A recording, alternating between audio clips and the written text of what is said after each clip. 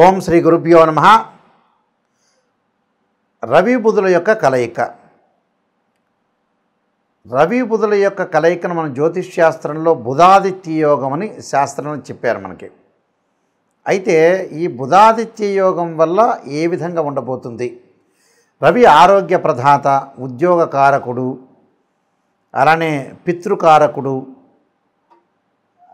అలానే బుధుడు వ్యాపార పరంగా కానీ బుద్ధిపరంగా కానీ మరి బుధుడు ఒక మంచి శుభగ్రహంగా మన శాస్త్రం చెప్పబడింది.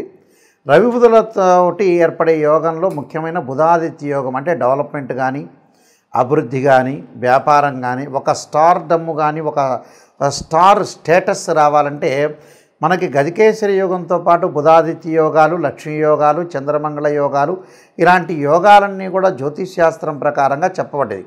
అలానే పంచమహాపురుష యోగాలు కూడా మంచి యోగాలనే ఉన్నాయి. అయితే ఇప్పుడు చెప్పబడేవి ఏంటంటే గోచారీత్యా చెప్పబడే విషయాలు. రవి తన సొంత రాశి రావడానికి సంవత్సర కాలం పడుతుంది. ఆ సొంత రాశిలో ఈ రవి బుధులు కలయిక ఒకటి. అలానే సింహరాశ్యాధిపతి అయిన రవి బుధుడితోటి సింహరాశిలో సంచారం చేయటం, అలానే బుధుడికి స్వక్షేత్రమైన కన్యారాశిలో రవి బుధుల యొక్క కలయిక అనేది జరిగింది ఇక్కడ. అంటే ఇక్కడ ఏదైతే ఈ రాశిలో సెప్టెంబర్ 17వ తారీఖు నుంచి 15 రోజుల పాటు రవి బుధుల యొక్క కలయిక.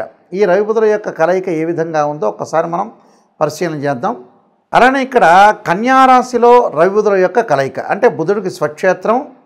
మనకు ఏదైనా సరే ఒక యోగం కలగాలంటే రవి బుధాదిత్య యోగం కలగాలంటే సింహరాశిలో కానీ అలానే కన్యారాశిలో కానీ విశేషమైన యోగాన్ని ఇస్తారన్నారు. అలానే మిథున రాశిలో కూడా రవి బుధుల యొక్క కలయిక కూడా చాలా మంచిదని శాస్త్రం చెప్పబడింది. కాబట్టి ఈ బుధాదిత్య యోగం అనేది ఈ 3 రాశుల్లో విశేషంగా చెప్పబడింది. అలానే ఇక్కడ మేషరాశిలో కూడా రవి బుధులు కలయిక అనేది చాలా మంచిదని కూడా జ్యోతిష్ శాస్త్రం చెప్పబడింది. అయితే విశేషంగా ఇప్పుడు రవి బుధులు సెప్టెంబర్ 17వ తారీఖు నుంచి 15 రోజుల పాటు కన్యారాశిలో సంచారం చేయడం వల్ల వివిధ రాశుల యొక్క ఫలితాలు ఏ విధంగా ఉన్నాయో తెలుసుకుందాం. ధనస్సు రాశి వాళ్ళకి రవి బుధాదిత్య యోగం వల్ల ఎలాంటి ఫలితాలు ఉంటాయి అంటే సప్తమాధిపతి దశమాధిపతి అయిన బుధుడు ఇక్కడ దశమ స్థానంలో ఉండటం జరిగింది. ఇక్కడ అంటే దశమ స్థానంలో ఉండటం వల్ల ఎలాంటి ఫలితాలు జరగబోతున్నాయి? ఇక్కడ భాగ్యాధిపతి కూడా రవి అయ్యాడు. రవి కూడా రవి బుధుల యొక్క కలయిక వల్ల ఈ ధనుస్సు రాశి వాళ్ళకి ఎలా ఉంటుంది? అలానే ధనుస్సు రాశి వాళ్ళకు దశమ స్థానం రవి బుధుల యొక్క యోగం వల్ల మంచి యోగం అనేది జరిగే అవకాశాలు ఎక్కువ ఉంటాయి. చాలా అద్భుతమైన ఫలితాలు జరిగే అవకాశాలు బాగా ఎక్కువ ఉంటాయి. అద్భుతమైన ఫలితాల్లో ప్రయత్నించిన కార్యక్రమాలన్నీ కూడా ఒక రూపానికి వచ్చే అవకాశం, కుటుంబంలో వారికి ఆరోగ్యము అభివృద్ధి కలిగే అవకాశాలు ఉంటాయి. పై అధికారుల యొక్క అనుగ్రహ పాత్రలుగా ఉండే అవకాశాలు ఎక్కువ ఉంటాయి. చేయి వృత్తి ఉద్యోగ వ్యాపార రంగాల్లో కూడా విశేషమైన ధనలాభం, ఆర్థిక పరంగా వీళ్ళు ముందుకు వెళ్ళే అవకాశాలు ఎక్కువ ఉంటాయి.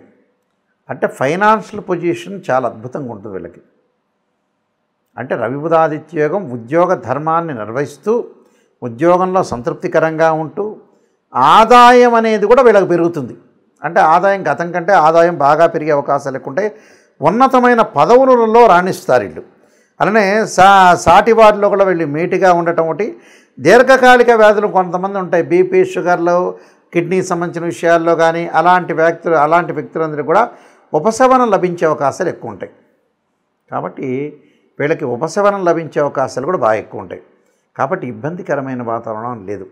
ఉపశమనం లభిస్తుంది, అనుకూలంగా ఉంటుంది, ప్రయత్నాలులో సఫలీకృతం కావటం, అన్నిటా విజయం లభించే అవకాశాలు బాగా ఎక్కువ ఉంటాయి. కాబట్టి 10వ స్థానం వల్ల ఎలాంటి ప్రాబ్లం లేదు. అయితే చిన్న చిన్న విషయాల్లో కుటుంబంలో వివాదాలు జరుగుతుంటాయి.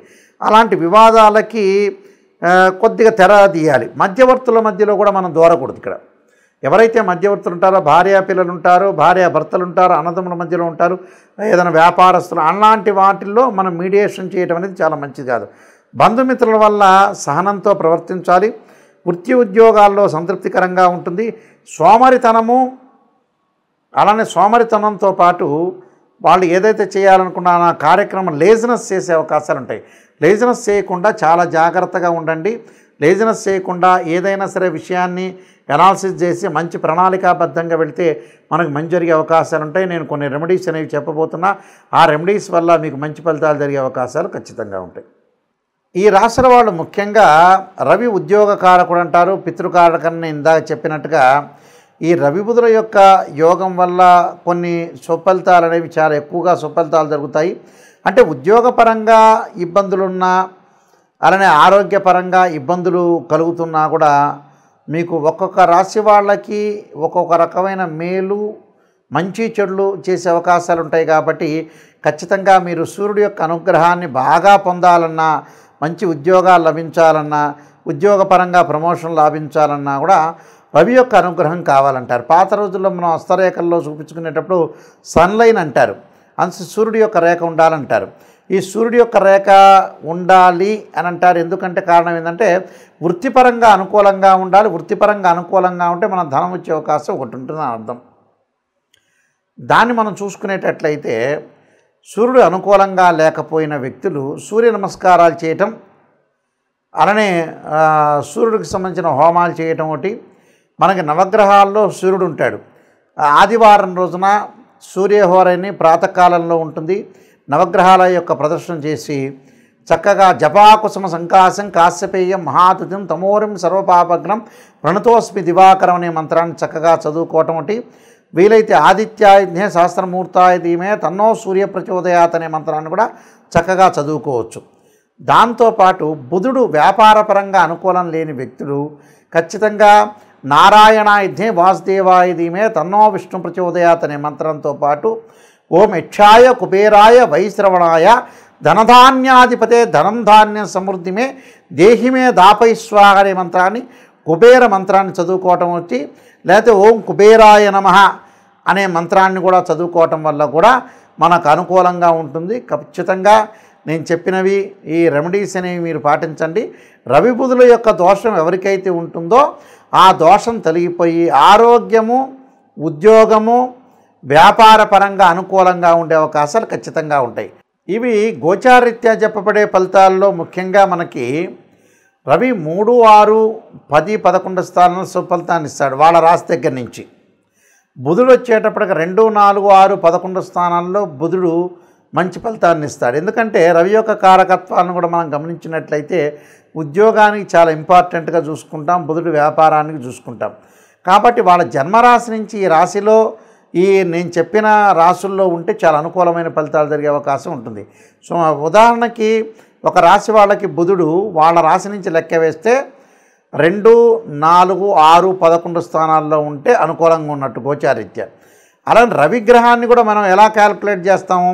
3, 6 అంటే 1, 3, 6, 10, 11 స్థానాల్లో ఉంటే మంచి సుఫలితాన్ని ఇస్తాడు సూర్యుడు. సూర్యగ్రహం అనేది అనుకూలంగా ఉంటుందని మనకు శాస్త్రం చెప్పారు. కాబట్టి ఇలాంటివన్నీ కూడా మీరు దృష్టిలో పెట్టుకోండి. ఇవన్నీ కూడా గోచారరీత్యా చెప్పబడే ఫలితాలు అంటారు.